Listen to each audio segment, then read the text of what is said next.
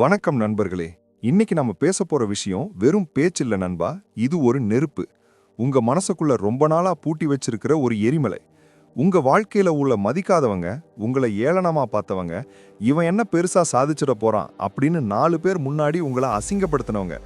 இவங்க எல்லாரையும் நினைச்சு நீங்க ராத்திரி தூங்காம கண்ணீர் விட்டுருப்பீங்க. நான் என்ன தப்பு பண்ணேன், ஏன் இவங்க இப்படி பண்றாங்க அப்படின்னு உங்க மனசாட்சி கிட்ட நீங்க 1000 வாட்டி கேட்டிருப்பீங்க. அந்த வலி, அது சாதாரண வலி இல்ல நண்பா. அது உங்க சுயமரியாதையை யாரோ ஒருத்தன் செருப்பால மிதிக்கிற வலி. இன்னைக்கு அந்த வலிக்கு ஒரு முற்றுப்புள்ளி வைக்க போறோம். பழி வாங்குதல் என்பது என்ன? நம்மளை யாராவது ஒருத்தன் காயப்படுத்திட்டா உடனே நமக்கு என்ன தோணும்? பதிலுக்கு 4 வார்த்தை கெட்ட வார்த்தையில திட்டணும், இல்லனா சட்டையை பிடிச்சி சண்டைக்கு போகணும்னு தோணும். ஆனா நண்பா, அது பழி வாங்குற முறையே கிடையாது. நீங்க அவங்க கூட சண்டை போடுறப்போ நீங்க அவங்க தரத்துக்கே இறங்கி போயிடுறீங்க. அவங்க ஜெயிச்சிட்டாங்கன்னு அர்த்தம். நிஜமான பழிவாங்குதல் எது தெரியுமா? உங்களை மதிக்காதவங்க, உங்களை கிண்டல் செஞ்சவங்க, உங்க வளர்ச்சியை பார்த்து அவங்க வயிறு எரியணும். அவங்க செஞ்ச தப்புக்காக அவங்களே வருந்தி, ஐயோ இவனை போய் தப்பா பேசிட்டமேன்னு நினைச்சு ரத்த கண்ணீர் வடிக்கணும். அதுக்கு நீங்க கத்தி எடுக்க வேண்டாம், ரத்தம் சிந்த வேண்டாம். ஆச்சாரிய சாணக்கியர் ஒரு ரகசிய வித்தையை சொல்லி கொடுத்திருக்கார். அந்த வித்தையை நீங்க கத்துக்கிட்டா உங்களை மதிக்காத அந்த கூட்டம் உங்க காலடியில வந்து நிற்கும். அந்த ராஜதந்திரத்தை தான் இந்த வீடியோவில் நாம அக்கு வேற ஆணி வேறா பார்க்க போறோம். மாற்றத்திற்கான அழைப்பு, த டிரான்ஸ்ஃபர்மேஷன் கால். இந்த வீடியோவை ஏதோ ஒரு பொழுதுபோக்கு வீடியோ மாதிரி பார்க்காதீங்க. இது உங்களுக்கான தன்மான போர். உங்க வாழ்க்கையில நீங்க ஒரு ராஜாவா மாற போறதுக்கான முதல் படி. இந்த வீடியோல நான் சொல்ல போற ஒவ்வொரு வார்த்தையும் ஒரு வைரம் மாதிரி. ஒரு செகண்ட் ஸ்கிப் பண்ணா கூட உங்க வாழ்க்கையை மாத்த போற அந்த ஒரு முக்கியமான ரகசியத்தை நீங்க இழக்க நேரிடும். இன்னைக்கு இந்த நிமிஷத்திலிருந்து உங்க பழைய அவதாரம் முடிய போகுது. யாருக்கெல்லாம் வளைஞ்சு கொடுத்து யாருக்கெல்லாம் நல்லவனா இருக்கணும்னு நீங்க ஆசைப்பட்டீங்களோ அந்த பாவம் பார்த்த குணத்தை இன்னைக்கு தூக்கி எறிய போறோம். சாணக்கியர் சொல்றாரு, மௌனமும் உதாசீனமும் தான் உலகத்திலேயே மிகப்பெரிய தண்டனை. அந்த தண்டனையை உங்க எதிரிகளுக்கு எப்படி கொடுக்கறது? அவங்க முன்னாடி உங்களை ஒரு வெற்றியாளனா எப்படி நிறுத்துறது? இதை தெரிஞ்சுக்க நீங்க தயாரா? வீடியோவின் நோக்கம், த ப்ராமிஸ். வீடியோவோட எண்டில் நான் ஒரு 90 நாள் சேலஞ்சை கொடுக்க போறேன். அந்த சேலஞ்சை நீங்க ஏத்துக்கிட்டா அடுத்த 3 மாசத்துல உங்க மதிக்காதவங்க முன்னாடி நீங்க ஒரு கம்பீரமான மனுஷனா வந்து நிப்பீங்க. உங்க மௌனம் அவங்கள பைத்தியம் பிடிக்க வைக்கும். உங்க வளர்ச்சி அவங்கள கதற வைக்கும். தயாரா இருக்கீங்களா? உங்க லைஃப் மாறப்போகுது. உங்க மைண்ட் செட் மாறப்போகுது. வீடியோவை கடைசி வரைக்கும் பாருங்க. வாங்க அந்த சாணக்கிய ரகசியத்துக்குள்ள போகலாம். உன்னை மதிக்காதவர்களை கதறவிட சாணக்கியரின் மாஸ்டர் பிளான். பகுதி 1. ஏன் அவர்கள் உங்களை மதிக்கவில்லை? கசப்பான உண்மையின் தொடக்கம், த ப்ரூட்டல் ட்ரூத். வணக்கம் நண்பர்களே. இப்போ நாம முதல் பகுதிக்குள்ள போக போறோம். உங்க மனசை கல்லாக்கிக்கோங்க. ஏன்னா இப்ப நான் சொல்ல போற விஷயங்கள் உங்க மனசாட்சியை சுரீர்னு குத்த போகுது. நம்மள பல பேர் ராத்திரி தூங்க போகும்போது என்ன நினைப்போம் தெரியுமா? நான் யாருக்கும் கெடுதல் பண்ணலையே, அப்புறம் ஏன் அந்த சித்தப்பா என்ன அப்படி பேசினாரு? ஏன் என் கூட பிறந்தவனே என்ன மதிக்க மாட்டேங்கனா? நான் படிச்சவன் தானே, நான் நாகரிகமா தானே நடக்கிறேன், அப்புறம் ஏன் என்ன ஒரு ஓரமா உட்கார வைக்கிறாங்க? நண்பா, ஒரு கசப்பான உண்மையை உங்க முகத்துக்கு நேரா சொல்லவா? அவங்க உங்களை மதிக்காததுக்கு காரணம் அவங்க கிடையாது, நீங்க தான். ஆமா, நீங்க தான் அந்த அனுமதியை அவங்களுக்கு கொடுத்தீங்க. உங்களை மலிவாக்கிட்டீங்க. ஒரு வைரத்தை கொண்டு போய் குப்பை தொட்டியில போட்டா அது வைரம்னு தெரிஞ்சும் எவனாவது குனிஞ்சு கும்பிடுவானா? மாட்டான். காலை வச்சு மிதிச்சுட்டு தான் போவான். நீங்க வைரமா இருக்கலாம், ஆனா நீங்க இருக்கிற இடம் குப்பை தொட்டி. உங்களை நீங்களே அப்படி மாத்திக்கிட்டீங்க. மலிவான தங்கம் மற்றும் அவைலபிலிட்டி, த ஸ்கேசிட்டி பிரின்சிபல். ஏன் உங்களை மதிக்கல? முதல் காரணம், நீங்க ரொம்ப சீப்பா கிடைக்கிறீங்க. சாணக்கியர் ஒரு அருமையான விஷயம் சொல்றாரு. அளவுக்கு அதிகமான இனிப்பு இருந்தா அங்க எறும்பு மொய்க்கத்தான் செய்யும். நீங்க எல்லாருக்கும் நல்லவனா இருக்கணும்னு நினைக்கிறீங்க பாத்தீங்களா? அதுதான் உங்க முதல் பலவீனம். யாராவது கூப்பிட்டா உடனே நமக்கு என்ன தோணும்? பதிலுக்கு 4 வார்த்தை கெட்ட வார்த்தையில திட்டணும், இல்லனா சட்டையை பிடிச்சி சண்டைக்கு போகணும்னு தோணும். ஆனா நண்பா, அது பழிவாங்குற முறையே கிடையாது. நீங்க அவங்க கூட சண்டை போடுறப்போ நீங்க அவங்க தரத்துக்கே இறங்கி போயிடுறீங்க. அவங்க ஜெயிச்சிட்டாங்கன்னு அர்த்தம். நிஜமான பழிவாங்குதல் எது தெரியுமா? உங்களை மதிக்காதவங்க, உங்களை கிண்டல் செஞ்சவங்க, உங்க வளர்ச்சியை பார்த்து அவங்க வயிறு எரியணும். அவங்க செஞ்ச தப்புக்காக அவங்களே வருந்தி, ஐயோ இவனை போய் தப்பா பேசிட்டமேன்னு நினைச்சு ரத்த கண்ணீர் வடிக்கணும். அதுக்கு நீங்க கத்தி எடுக்க வேண்டாம், ரத்தம் சிந்த வேண்டாம். போறது விசேஷம்னா முதலாளா போய் நின்னு வேலை செய்யறது. அவங்க தப்பு பண்ணா கூட சரி விடுங்க, சொந்தம் தானேன்னு பல்ல காட்டிக்கிட்டு நிக்கிறது. இப்படி நீங்க பண்ற ஒவ்வொரு செயலும் மற்றவங்க கண்ணுக்கு எப்படி தெரியுது தெரியுமா? இவனுக்கு வேற வேலையே இல்ல, இவன் சும்மாதான் இருக்கான், இவனை எப்ப வேணா கூப்பிடலாம், எப்படி வேணா பேசலான்னு ஒரு எண்ணத்தை உருவாக்குது. நல்லா யோசிச்சு பாருங்க. நகைக்கடையில இருக்கிற தங்கத்தை நீங்க சும்மா தொட முடியுமா? கண்ணாடிக்கு பின்னாடி பூட்டி வச்சிருப்பான். ஆனா ரோட்டு ஓரத்துல கிடக்கிற கல்லு யார் வேணா எட்டி உதைக்கலாம். நீங்க ரோட்டு ஓர கல்லாலா இருக்க ஆசைப்படுறீங்களா, இல்ல அந்த கண்ணாடி பெட்டிக்குள்ள இருக்கிற தங்கமா இருக்க ஆசைப்படுறீங்களா? பட்டுப்பாய் அண்ட் கைன்ஸ், முள்மெத்தை. அடுத்தது ஒரு முக்கியமான உதாரணம். நீங்க ஒரு பட்டுப்பாய் மாதிரி இருக்கீங்க. பட்டுப்பாய் மென்மையா இருக்கும், விரிச்சு வச்சா எல்லாரும் வந்து படுப்பாங்க, அழுக்கு பண்ணுவாங்க, சுருட்டி ஒரு ஓரமா போடுவாங்க. ஏன்னா அது பட்டுப்பாய், அது யாருக்கும் வலிக்காது. ஆனா ஒரு முள்மெத்தையை யோசிச்சு பாருங்க, அது மேல யாராவது உட்கார துணிவாங்களா? ஏன்னா அது குத்துன்னு தெரியும். உங்ககிட்ட அந்த முள் இல்ல நண்பா. அந்த முள்ளுங்கிறது கெட்ட குணம் கிடையாது, அது உங்களுடைய தற்காப்பு. சாணக்கியர் சொல்றாரு, விஷம் இல்லாத பாம்பாக இருந்தாலும் அது சீர மறக்கக்கூடாது. நீங்க சீர மறந்துட்டீங்க. யாராவது உங்களை காயப்படுத்தினா எதிர்த்து ஒரு கேள்வி கேட்க பயப்படுறீங்க. நம்ம கேட்டா தப்பா நினைப்பாங்களோ, குடும்பத்துல பிரச்சனை வருமோன்னு. நீங்க பயப்படுற ஒவ்வொரு நொடியும் அவங்க உங்க மேல இன்னும் ஒரு படி ஏறி நிக்கிறாங்க. நீங்க கடிக்க வேண்டாம், ஆனா என்ன தப்பா நடத்தினா நான் கடிப்பேங்கிற அந்த எச்சரிக்கையாவது அவங்க கண்ணுக்கு தெரிய வேண்டாமா? நல்லவன் வெர்சஸ் வல்லவன். கடைசியா ஒரு விஷயம், இது கலியுகம் நண்பா. இங்க நல்லவனுக்கு இருக்கிற மதிப்பை விட வல்லவனுக்கு தான் மதிப்பு அதிகம். நீங்க ஒருத்தருக்கு 10 வருஷமா உதவி செஞ்சிருப்பீங்க, ஆனா ஒரே ஒரு நாள் என்னால முடியாதுன்னு சொல்லி பாருங்க, அந்த 10 வருஷ உதவியையும் மறந்துட்டு உங்களை திட்டுவாங்க. ஏன்னா அவங்களுக்கு உங்க மேல மரியாதை இல்ல, உங்க மேல ஒரு உரிமை வந்துடுச்சு. ஆனா அதே இடத்துல ஒரு திமிரான ஆள் இருப்பான், எவனுக்கும் உதவ மாட்டான், யாரையும் மதிக்க மாட்டான். ஆனா அவன்கிட்ட மட்டும் எல்லாரும் பணிவா போவாங்க. ஏன்னா அவன்கிட்ட ஒரு பவர் இருக்கு. இப்போ நீங்க முடிவு பண்ணுங்க, இன்னும் எத்தனை நாளைக்கு ஐயோ பாவம்னு எல்லாரும் பரிதாபப்படுற ஆளா இருக்க போறீங்க, இல்ல இவன் ஒரு கம்பீரமான ஆளு, இவன்கிட்ட ஜாக்கிரதையா பேசணும்னு மத்தவங்க நினைக்கிற ஆளா மாற போறீங்களா? பகுதி 1ஓட முடிவுல நான் உங்களுக்கு கொடுக்கிற டாஸ்க் இதுதான். மத்தவங்களுக்காக வளைஞ்சு கொடுக்கறத இன்னைக்கு கூட நிறுத்துங்க. நோ சொல்ல பழகுங்க. நீங்க இல்லைன்னு சொல்ல ஆரம்பிக்கும் போதுதான் உங்களுக்கான மரியாதையோட முதல் விதை அங்க முளைக்கும். சரி, காரணத்தை பார்த்தாச்சு. இப்போ இவங்களை எப்படி மௌனத்தாலேயே சித்திரவதை பண்றது? அதுக்கு சாணக்கியர் என்ன ரகசியத்தை சொல்றாரு? அடுத்த 15 நிமிஷம் பகுதி 2ல பார்க்க போறோம். வீடியோவை தொடர்ந்து பாருங்க. கண்டிப்பாக நண்பா, பகுதி 2க்கான அந்த அதிரடியான ஸ்கிரிப்ட் இதோ. முதல் பகுதியில் ஏன் மதிக்கவில்லை என்று பார்த்தோம். இப்போது அவர்களை எப்படி உங்கள் மௌனத்தால் கதற விடுவது என்று சாணக்கியர் பாணியில் பார்ப்போம். பகுதி 2, பழிவாங்கும் ரகசியம், மௌனம் எனும் ஆயுதம். ரியாக்ஷன் கொடுக்காதீர்கள், த ரியாக்ஷன் ட்ராப். சரி நண்பா, இப்போ உங்களுக்கு புரிஞ்சிருக்கும் ஏன் இவ்வளோ நாள் அவங்க உங்களை மதிக்கலன்னு. இப்போ அடுத்த கட்டத்துக்கு போவோம். உங்களை அசிங்கப்படுத்தின அந்த கூட்டத்துக்கு எப்படி பாடம் புகட்டுறது, எப்படி அவங்கள கதற விடுறது. உங்க மனசுக்குள்ள இப்போ ஒரு நெருப்பு எரியும். அவன் அப்படி பேசினால அவனை 4 பேர் முன்னாடி வச்சு செய்யணும், நானும் பதிலுக்கு கத்தணும்னு தோணும். ஆனா ஆச்சாரிய சாணக்கியர் இங்க தான் ஒரு பயங்கரமான ராஜதந்திரத்தை சொல்றாரு. உன் எதிரியை நீ வீழ்த்த நினைத்தால் அவனுக்கு நீ கொடுக்க வேண்டிய மிகப்பெரிய தண்டனை உன்னுடைய மௌனம். ஏன் தெரியுமா? உங்களை ஒருத்தன் கிண்டல் பண்றான்னா அவன் எதிர்பார்க்கிறது உங்களுடைய ரியாக்ஷன். நீங்க கோபப்படணும், நீங்க அழணும், நீங்க அவங்கிட்ட போய் ஏன் எப்படி பேசுறீங்கன்னு நியாயம் கேட்கணும். நீங்க எப்ப நியாயம் கேட்குறீங்களோ அப்பவே நீங்க அவனுக்கு கீழே போயிட்டீங்கன்னு அர்த்தம். அவன் உங்களை ஒரு ரிமோட் கண்ட்ரோல் பொம்மை மாதிரி வச்சிருக்கான். அவன் ஒரு பட்டனை அமுக்குனா நீங்க கத்துறீங்க.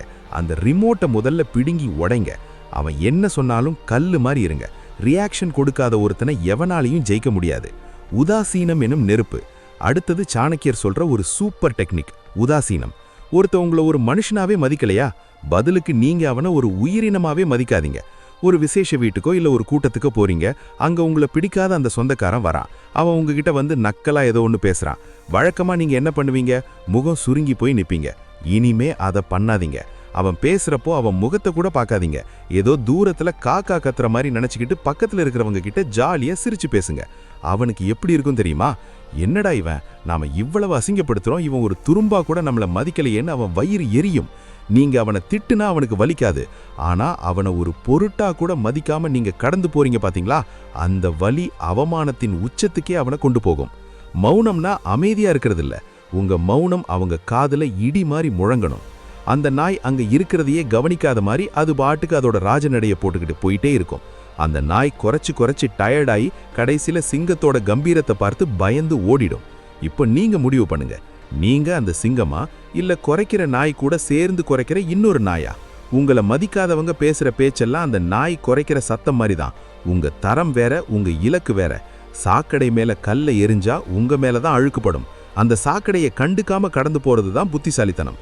உங்களுடைய அமைதி கோழைத்தனம் இல்ல, அது ஒரு மிகப்பெரிய போர் தந்திரம். மௌனத்திற்கு பின் ஒரு ரகசிய உழைப்பு. இந்த 15 நிமிஷத்தோட முடிவுல நான் உங்களுக்கு சொல்ற ரகசியம் இதுதான். மௌனமா இருக்கிறது மட்டும் பழிவாங்கலாகாது. அந்த மௌனத்துக்கு பின்னாடி ஒரு பயங்கரமான உழைப்பு இருக்கணும். உங்க வாயை மூடிட்டு உங்க வேலையில இறங்குங்க. அவங்க உங்களை வேஸ்ட்னு சொன்னாங்களா, சொல்லிட்டு போகட்டும். அந்த கோபத்தை அப்படியே உங்க வெற்றி மேல காட்டுங்க. சாணக்கிய சொல்றாரு, உன் திட்டங்களை மந்திரம் போல ரகசியமாக வை. நீங்க என்ன பண்ண போறீங்க, எப்படி ஜெயிக்க போறீங்கன்னு உங்க நிழலுக்கு கூட தெரியக்கூடாது. இப்போ மௌனமா இருக்க கத்துக்கிட்டோம். ஆனா இந்த மௌனத்துக்கு நடுவுல நீங்க எப்படி ஒரு மிகப்பெரிய சாம்ராஜ்யத்தை ரகசியமா உருவாக்கணும். அவங்க கண்ணு முன்னாடியே நீங்க ராஜாவா வந்து நிக்கணும். அந்த மாஸ்டர் பிளானை அடுத்த 15 நிமிஷம் பகுதி 3ல பார்க்க போறோம். அந்த பகுதி தான் உங்க வாழ்க்கையவே மாத்த போகுது. தயாராயிடுங்க. நிச்சயமாக நண்பா, இதோ பகுதி 3க்கான அந்த அதிரடியான ஸ்கிரிப்ட். மௌனமாம் இருந்தாச்சு, இப்போ எப்படி ரகசியமா செதுக்கி ஒரு பெரிய வெடிப்பை உருவாக்குறதுன்னு பார்ப்போம். பகுதி 3, வளர்ச்சியை மறைத்துவை, ரகசிய சாம்ராஜ்யம். கால அளவு 15 நிமிடங்கள், அறிவிக்கப்படாத போர், தி அன்அனௌன்ஸ்டு வார்.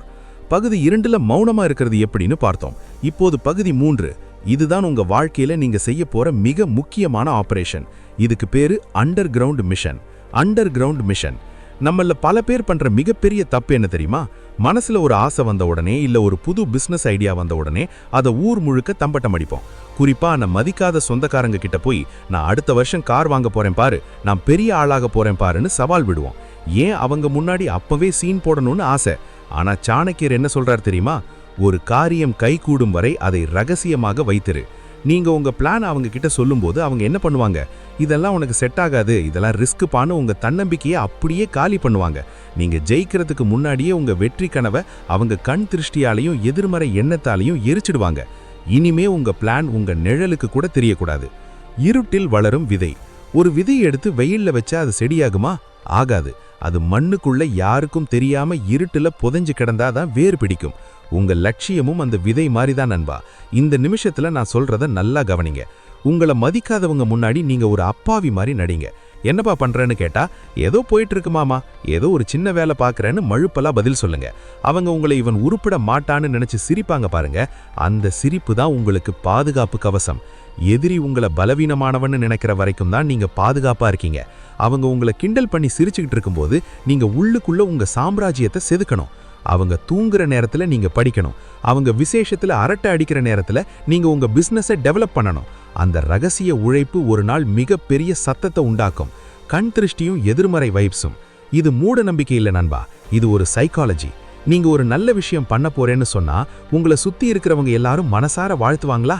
90% பேர் இவன் மட்டும் எப்படி முன்னேறலான்னு பொறாமப்படுவாங்க.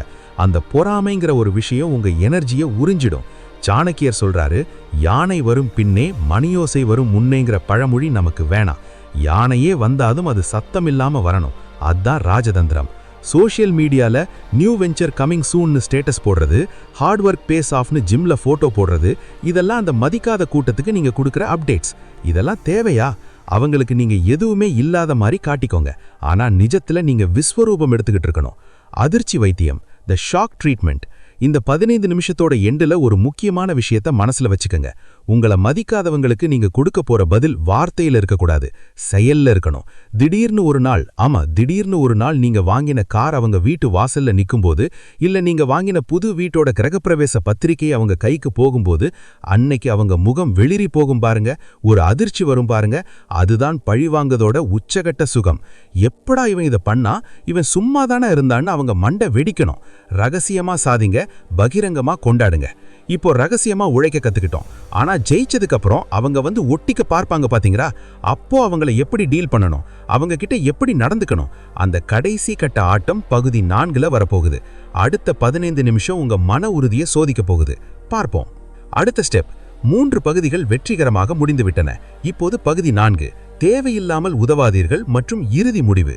பகுதி 4, தேவையில்லாமல் உதவாதீர்கள், இறுதி யுத்தம். அந்த நல்லவன் முகமுடியை கழற்றுங்கள்.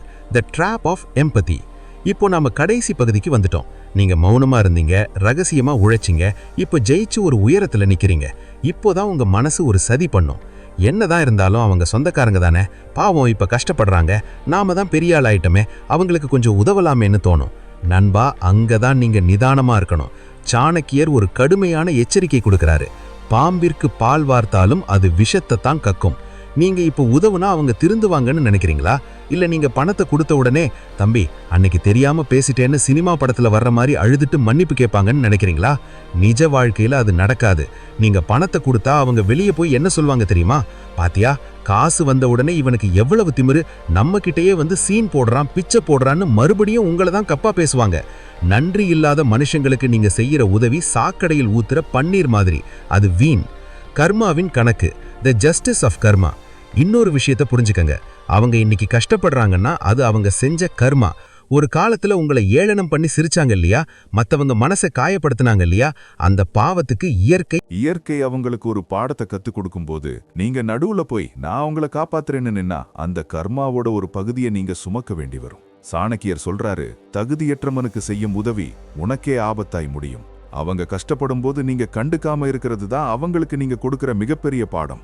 நீங்க சாதிச்சு கெத்தா வாழ்ந்து காட்டுறீங்களே, அந்த வளர்ச்சியை அவங்க ஓர கண்ணால பார்த்து பார்த்து வயிறு எரியணும். அந்த எரிச்சல் தான் அவங்க செஞ்ச தப்புக்கான பரிகாரம்.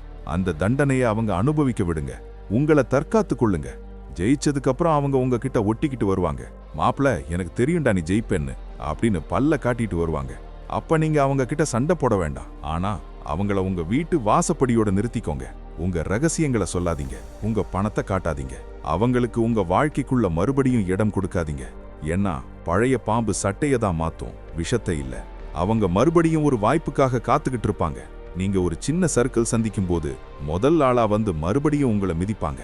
மன்னிக்கலாம், ஆனா மறக்க கூடாது. Forgive them, but never forget their names. அவங்க முன்னாடி நீங்க சந்தோஷமா நிம்மதியா ஒரு ராஜாவா வாழ்ந்து காட்டுறது தான் உலகத்திலேயே மிகச்சிறந்த பழிவாங்கல். இறுதி முடிவு, ஒரு புதிய உதயம். இந்த நிமிஷம் இது வெறும் வீடியோ இல்ல நண்பா, இது ஒரு யுத்தம். உங்களை மதிக்காத அந்த கூட்டத்துக்கு முன்னாடி நீங்க யாருன்னு நிரூபிக்க வேண்டிய போர் இது. இன்னைக்கு இந்த நிமிஷம் ஒரு சத்தியம் பண்ணுங்க. இனிமே உங்களை மதிக்காதவங்களுக்காக நீங்க அழக்கூடாது. உங்க மௌனம் ஒரு ஆயுதமா இருக்கணும். உங்க உழைப்பு ஒரு ரகசியமா இருக்கணும். உங்க வெற்றி ஒரு பேர் அதிர்ச்சியா இருக்கணும். நீங்க ஒரு சாதாரண ஆள் கிடையாது. நீங்க சாணக்கியரின் வாரிசு. சிங்கத்தோட நடை போடுங்க. உங்களை மதிக்காத அந்த நாய்கள் குறைச்சிக்கிட்டே இருக்கட்டும். நீங்க உங்க சாம்ராஜ்யத்தை நோக்கி போய்கிட்டே இருங்க. இந்த நிமிஷம் உங்க ரத்தத்தை குதிக்க வச்சிருந்தா, உங்க மனசுல ஒரு வெறிய உண்டாக்கி இருந்தா, இந்த வீடியோவை உங்க வாழ்க்கையில ஒரு பாடமா எடுத்துக்கோங்க. இனிமே நீங்க பழைய ஆள் இல்ல, நீங்க ஒரு வெற்றியாளன். வாழ்க்கையில ஜெயிச்சு காட்டுவோம். உங்களை மதிக்காதவங்க முன்னாடி ராஜாவா நிப்போம். நன்றி நண்பர்களே.